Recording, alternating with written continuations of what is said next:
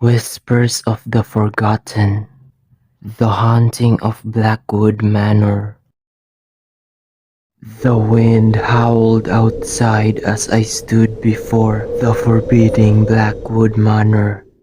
Its grandeur had long since faded, replaced by the wear and tear of time. I had never believed in ghosts, dismissing the town's tales of haunting as the stuff of superstition. But as I crossed the threshold that fateful night, I would confront the spectral reality that lurked within. The first weeks in the mansion were uneventful, and I cherished the solitude it offered. Nestled in an old armchair by the crackling fireplace, I read tales of adventure to while away the long winter nights.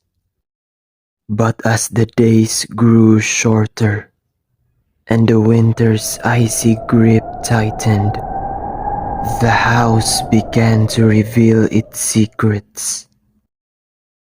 It started with a subtle, inexplicable noises in the dead of the night. A creaking floorboard, a soft whisper, the distant sound of a music box playing an eerie tune. I blamed it on the house's aging timbers, but my uneasy heart told me otherwise. Then I saw her for the first time. Late one evening, while immersed in a novel, I caught a glimpse of her reflection in the ornate mirror across the room. She was a young girl, pale and ethereal, with long jet black hair that seemed to float around her like a shadowy veil.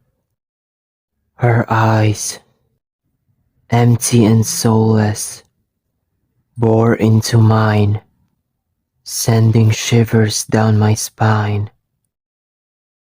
I blinked, thinking it was a trick of the dim light, but when I turned around, she was gone. My friends and neighbors, I soon realized, were aware of something I wasn't. They spoke in hushed tones and avoided my gaze, their silence fueling my growing terror. Determined to uncover the truth, I spent hours poring over the local library's archives, unveiling the dark history of the house. Decades ago, a family had lived there, but their youngest daughter had vanished without a trace. The townsfolk believed she had been taken by something unnatural, something malevolent. The house had remained abandoned ever since, its secrets buried deep within its decaying walls.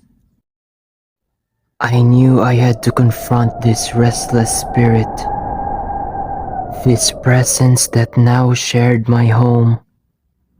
Each night she appeared, drawing closer, her mournful cries filling my ears.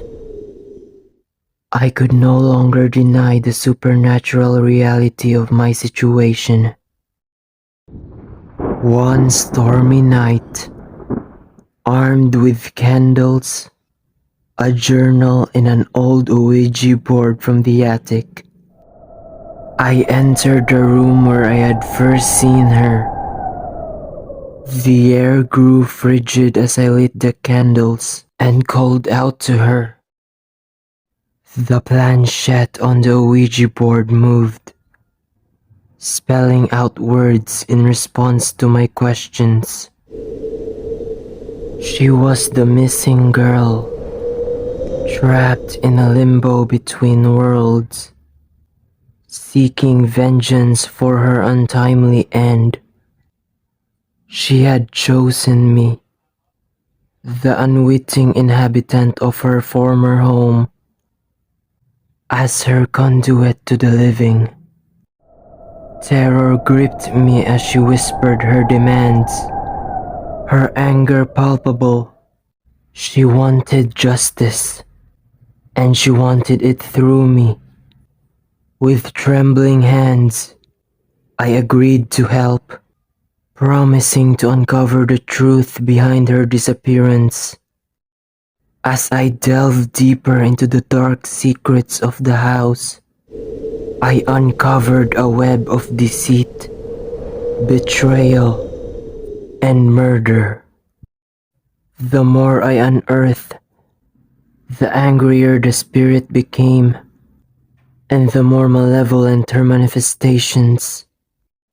She no longer appeared as the innocent girl I first saw, but as a vengeful specter, her eyes filled with rage. I knew my life was in danger, but I couldn't turn back. I had to bring her story to light, to release her from her torment. As I dug deeper into the past, I uncovered the identity of her killer, a dark secret that had been buried for decades. The night I confronted the murderer's descendants, I could feel her presence, urging me on. With the evidence I had gathered, justice was served, and the spirit of the young girl found peace at last. As her ethereal form faded away, I felt a profound sadness and relief, knowing that I had helped her find closure. But the house remained haunted, its history forever stained by the horrors of the past. I moved out, leaving behind Blackwood Manor and its dark secrets, forever changed by my encounter with the supernatural. The memory of the haunting experience will stay with me, a chilling reminder that some mysteries are best left undisturbed, and some ghosts should never be awakened.